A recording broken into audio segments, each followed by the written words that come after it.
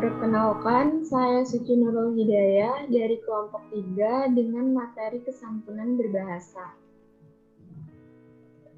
Jadi, apa itu kesantunan berbahasa? Kesantunan berbahasa adalah etika kita dalam bersosialisasi di masyarakat atau di mana kita berada. Dengan kata lain, kesantunan merupakan kehalusan, baik budi bahasanya maupun tingkah lakunya. Kesantunan berkaitan dengan dua hal, yaitu pada bahasa dan perilaku seseorang. Kesantunan berbahasa dapat dilihat pada pilihan kata, nada, intonasi, dan struktur kalimatnya. Santun bukan hanya sekedar dilihat dengan tingkah laku, namun santun juga harus disesuaikan dengan tutur bahasa yang baik. Tuturan akan disebut santun apabila peserta penuturan tidak terdengar memaksa atau angkuh. Kesantunan merupakan norma atau aturan perilaku yang ditetapkan dan disepakati bersama oleh suatu masyarakat tertentu yang dipengaruhi oleh tata cara, adat, ataupun kebiasaan yang berlaku dalam masyarakat. Kesantunan dipengaruhi oleh adanya konteks serta peran yang terlibat dalam komunikasi itu sendiri. Konteks berkaitan dengan tempat, waktu, atau suasana yang melatar belakangi kejadian komunikasi. Hakikatnya, kesantunan berbahasa adalah etika kita dalam bersosialisasi di masyarakat atau di mana kita berada. Prinsip kesantunan berbahasa. Prinsip kesantunan berbahasa dibagi menjadi 4, yaitu yang pertama, maksim kuantitas. Terdapat 2 aturan dalam maksim kuantitas. Yang pertama, buatlah kontribusi sesuai dengan yang diperlukan. Yang kedua, jangan membuat kontribusi lebih informatif dari yang diperlukan. Maksim kuantitas ini berkaitan dengan jumlah informasi yang diberikan oleh setiap peserta tutur. Maksim kuantitas dapat menghendaki peserta tutur untuk memberikan informasi sesuai dengan yang dibutuhkan oleh mitra tutur, tidak kurang dan tidak lebih. Kesimpulannya yaitu, maksim kuantitas ini menuntut pembicara untuk berbicara yang secukupnya. Yang kedua yaitu maksim kualitas. Terdapat 2 aturan dalam maksim kualitas. Yang pertama, jangan mengatakan sesuatu yang Anda yakini salah. Yang kedua, jangan katakan sesuatu jika Anda tidak memiliki bukti yang mencukupi. Maksim ini mewajibkan peserta tutur untuk mengatakan hal yang sebenarnya dan didasarkan pada bukti-bukti yang jelas. Maksim kualitas menghendaki peserta tutur untuk memberikan informasi yang diyakini benar atau sesuai dengan kenyataan, fakta, dan apa yang diinformasikannya didukung oleh bukti-bukti yang jelas. Yang ketiga yaitu maksim relevansi. Maksim relevansi berkaitannya hubungan dengan kesesuaian. Maksim ini mengharuskan setiap peserta tutur untuk memberikan kontribusi yang relevan dengan masalah pembicaraan. Maksim relevansi menghendaki peserta tutur untuk memberikan informasi yang relevan atau sesuai dengan topik pembicaraan yang sedang dibahas atau dibicarakan. Yang keempat yaitu maksim cara. Terdapat 4 aturan khusus dalam maksim cara. Yang pertama, hindari ungkapan yang tidak jelas. Yang kedua, hindari ketaksaan. Yang ketiga, buatlah singkat atau hindari tuturan panjang lebar yang tidak perlu. Yang keempat, yaitu jadilah tertib. Maksim cara berkaitan dengan cara peserta tutur untuk menyampaikan informasi atau bagaimana informasi itu diungkapkan. Maksim ini mengharuskan peserta tutur untuk berbicara secara langsung, tidak kabur, tidak taksa, dan tidak berlebih-lebihan. Maksim cara menghendaki peserta tutur untuk bertutur secara langsung, tidak taksa atau ambigu dan runtut. Ada beberapa teori juga yang dikemukakan oleh Gavrilich tentang prinsip kesantunan dalam berbahasa, yaitu sebagai berikut. Yang pertama, maksim kebijaksanaan, yaitu bahwa para peserta pertuturan hendaknya berpegang pada prinsip untuk selalu mengurangi keuntungan dirinya sendiri dan memaksimalkan keuntungan pihak lain dalam kegiatan bertutur. Yang kedua, maksim kedermawanan adalah buatlah keuntungan diri sendiri sekecil mungkin, tetapi membuat kerugian diri sendiri sebesar mungkin. Yang ketiga, maksim penghargaan, yaitu menuntut setiap peserta pertuturan untuk memaksimalkan rasa hormat kepada orang lain dan meminimalkan rasa tidak hormat kepada orang lain. Yang keempat, yaitu maksim kesimpatian, mengharapkan agar peserta tutur dapat memaksimalkan sikap simpati antara pihak yang satu dengan pihak yang lainnya. Nama saya Stefanus Jaya. Di sini saya akan mempresentasikan materi tentang teori kesantunan berbahasa. Ada 6 tokoh yang menyampaikan pendapat mereka mengenai teori kesantunan berbahasa. Yang pertama, Robin Lakoff. Menurut Lakoff, sebuah tuturan dikatakan santun apabila ia tidak terdengar memaksa atau angkuh. Tuturan itu memberi pilihan terhadap tutur dan lawan tutur merasa tenang. Ketika tuturan berikut kiranya memenuhi harapan Lakoff, yaitu yang pertama, 1. Kami memohon bantuan Anda untuk turut membiayai anak-anak yatim. 2. Mari kita sama-sama membiayai anak-anak yatim itu. 3. Kami bangga bahwa Anda mau membantu membiayai anak-anak yatim itu. Bandingkan dengan 3 tuturan berikut yang tidak memenuhi ketiga kaidah Lakoff di atas. Anda harus membantu kami membiayai anak yatim-yatim itu. Anda harus dapat membantu membiayai anak yatim-yatim itu. Dosa-dosa dan segala kesalahan Anda tentu akan dihapus Allah kalau Anda mau membantu membiayai anak-anak itu.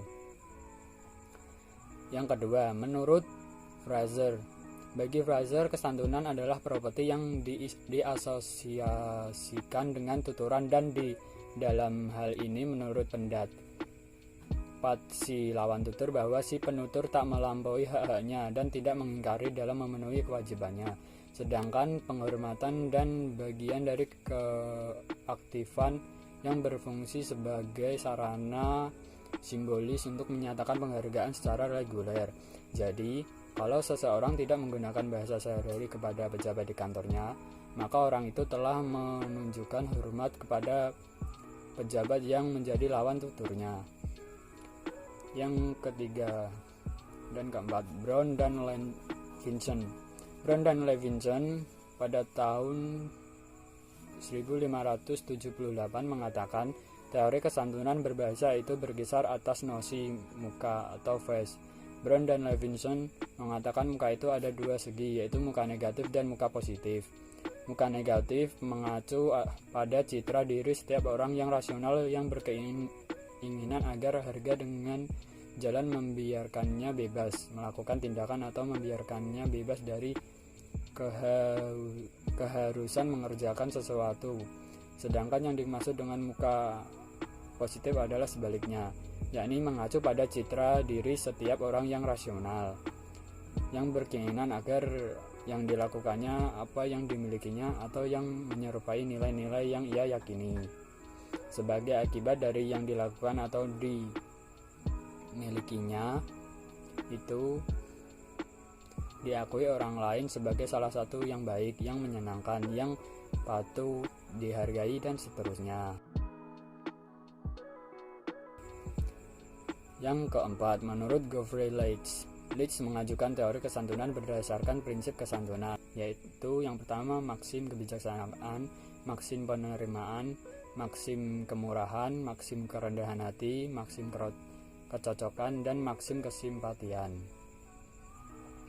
Sebagai kesimpulan terhadap teori kesantunan dari Leach ini, kita bisa menyatakan bahwa maksim kebijaksanaan, maksim penerimaan, maksim kemurahan hati, dan maksim kerendahan hati adalah maksim berhubungan dengan keuntungan atau kerugian diri dan orang lain. B. Maksim kecocokan dan maksim kesimpatian adalah maksim yang berhubungan dengan penilaian buruk atau penutur terhadap dirinya sendiri atau orang lain. C. Maksim kebijaksanaan dan kemurahan hati adalah maksim yang berpusat pada orang lain. D. Maksim penerimaan dan kerendahan hati adalah maksim yang berpusat pada diri sendiri. Yang keenam dan terakhir, Pranowo. Menurut Pranowo pada 2009, suatu tuturan akan terasa santun apabila memperhatikan hal-hal berikut. A. Menjaga suasana perasaan lawan tutur sehingga dia berkenan bertutur dengan kita. B. Mempertemukan perasaan kita atau penutur dengan perasaan lawan tutur sehingga ia atau isi tuturannya sama-sama dikehendaki karena sama-sama diinginkan. C. Menjaga agar tuturan dapat diterima oleh lawan tutur karena dia sedang berkenan hati. Indikator kesantunan berbahasa. Terdapat 3 unsur kesantunan dalam berkomunikasi yang merupakan indikator dalam kesantunan berbahasa, yaitu ada lokusi, dilokusi, dan perlokusi. Arti dari lokusi yaitu ujaran atau ucapan, arti dari ilokusi merupakan maksud, dan perlokusi berarti efek. Di sini saya akan menjabarkan dari ketiga unsur tersebut. Yang pertama ada lokusi, yang berarti ujaran atau ucapan, merupakan kalimat atau ucapan yang mencakup kesan yang diterima dari perkataan kita. Misal dari perkataan, pergilah sana. Nah, dari kalimat tersebut, orang yang mengatakan kata tadi atau kalimat tadi itu dianggap kasar atau tidak santun karena itu bermaksud mengusir orang lain, dan dalam pengambilan segi bahasanya itu tidak santun. Yang kedua ada ilokusi yang berarti maksud. Di sini kata ini memiliki makna di dalam sebuah kalimat seperti tadi pada kalimat pergilah sana. Nah, di kalimat tadi itu bermaksud orang yang mengatakan kalimat pergilah sana itu tidak dianggap tidak santun atau bermaksud mengusir orang lain. Nah, di dalam kalimat tersebut itu orang yang mengucapkan tersebut itu mengusir orang lain dengan cara tidak santun atau kasar. Yang ketiga, perlokusi atau yang berarti efek. Kata ini merujuk pada seseorang yang sedang diajak berbicara. Contohnya pada kalimat, "Man di sana, badanmu bau banget." Pada kalimat ini pasti orang yang diejek akan marah, bukan? Tetapi orang yang mengatakan kalimat ini dianggap tidak santun karena menggunakan kalimat yang tidak sopan. Kesantunan berbahasa juga dipengaruhi oleh mitra tutur kita, tempat kita berbicara, waktu, dan juga topik pembicaraan. 4 hal tersebut akan mempengaruhi tingkat kesantunan kita ketika berbicara. Contohnya ketika kita sedang berada di kantor, maka tentu tutur kata kita harus sopan, bukan? Tidak mungkin kita menggunakan tutur kata yang seperti sehari-hari kita. Nama saya Diandra Putri Maharani. Saya akan menjelaskan ciri kesantunan berbahasa. Ciri kesantunan berbahasa dapat dilihat pada jenis kalimat dan strukturnya. Pada jenis kalimat, kesantunan berbahasa banyak terdapat dalam kalimat berita dan kalimat tanya, karena kalimat tersebut dipandang lebih santun daripada kalimat perintah. Lalu, pada struktur kalimat yang berstruktur lebih lengkap akan menyebabkan lebih santun daripada kalimat yang berstruktur pendek. Mitra tutur, usia, dan status sosial merupakan beberapa faktor yang turut berpengaruh pada kesantunan berbahasa. Selanjutnya juga ada tempat, waktu, dan topik pembicaraan. Lalu ciri selanjutnya menggunakan kata tolong. Sebagai contoh, Rina, tolong ambilkan saya pulpen di situ. Lalu selanjutnya menggunakan kata berkenan. Sebagai contoh, kami harap Bapak berkenan dalam memimpin sidang hari ini. Lalu menggunakan kata beliau. Sebagai contoh, beliau sangat berjasa dalam pembangunan sekolah ini. Lalu menggunakan kata maaf, yang sebagai contoh, mohon maaf sebelumnya, bolehkah saya meminjam pulpen Anda? Lalu menggunakan kata terima kasih. Sebagai contoh, terima kasih Rina sudah meminjamkan pulpen saya. Lalu menggunakan kata permisi. Yang sebagai contoh, permisi Bapak, bolehkah saya bertanya? Ya, itulah beberapa ciri dari kesantunan berbahasa. Saya Anissa Maldania dengan NIM 2311420011. Saya akan menjelaskan tentang wujud penyimpangan kesantunan berbahasa. Sebenarnya manusia itu memiliki prinsip bahwa aturan ada untuk dilanggar. Nah, kesantunan berbahasa pun ada wujud penyimpangannya. Yang pertama itu mengkritik secara langsung menggunakan kata-kata kasar. Nah, itu merupakan penyimpangan dari maksim kebijaksanaan dan maksim kesimpatian. Maksudnya seperti apa? Kan sebenarnya mengkritik itu ada aturannya. Kita harus menggunakan kata-kata yang bagus dan tidak menyinggung perasaan siapapun. Meskipun itu namanya kritik. Tetapi pada kenyataannya masih saja ada orang-orang yang mengkritik dengan menggunakan kata-kata yang tidak bagus. Misalnya dia menyisipkan kata-kata yang tidak seharusnya ada. Misalnya kata-kata kotor atau bahkan nama-nama binatang pun tersebut di dalam ucapan kritikannya. Lalu yang kedua itu ada memaksimalkan keuntungan dengan merugikan orang lain. Nah, itu merupakan penyimpangan dari maksim penerimaan. Maksudnya apa? Misalnya kita menghilangkan barang seseorang. Nah, terus orang yang kita hilangin barangnya ini tuh meminta kita untuk mengganti barang yang kita hilangin itu. Tetapi dia meminta barang lain untuk diberikan pada orang itu di saat bersamaan kita mengembalikan barang yang kita hilangkan. Nah, itu kan memaksimalkan keuntungan dengan memberikan orang lain. Dia mendapat keuntungan sedangkan kita kesusahan. Nah, yang ketiga ada menggunakan kata dan ada yang merendahkan orang lain. Nah, itu merupakan penyimpangan dari maksim kemurahan. Maksudnya seperti apa? Misalnya kita membuat sebuah karya, misalnya lukisan. Lalu ada orang lain yang memuji lukisan yang kita buat itu.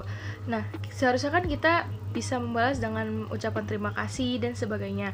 Nah, tapi ini tuh ada aja orang yang membalas kata-kata itu dengan misalnya menyombongkan diri sendiri. Jadi kayak, oh iya dong, itu kan aku yang buat, coba kamu. Jadi kayak merendahkan rasa hormat orang yang kita ajak bicara itu. Lalu yang keempat itu memaksimalkan rasa hormat pada diri sendiri. Nah, itu merupakan penyimpangan dari maksim kerendahan hati. Contohnya sama saja seperti yang sebelumnya. Jadi dia meninggikan diri sendiri, merasa dirinya paling hebat dan paling jago. Yang kelima itu membuat pernyataan yang mengandung ketidaksetujuan.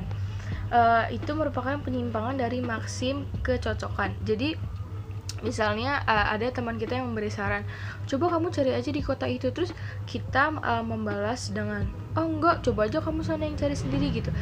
Jadi dari situ tuh bisa menimbulkan atau memicu percekcokan antara kita dan lawan bicara kita. Sekian presentasi dari kelompok kami, kurang lebihnya mohon maaf. Jika ada pertanyaan karena penjelasan kamu yang kurang jelas, bisa diajukan di forum. Terima kasih sudah menyaksikan. Wassalamualaikum warahmatullahi wabarakatuh.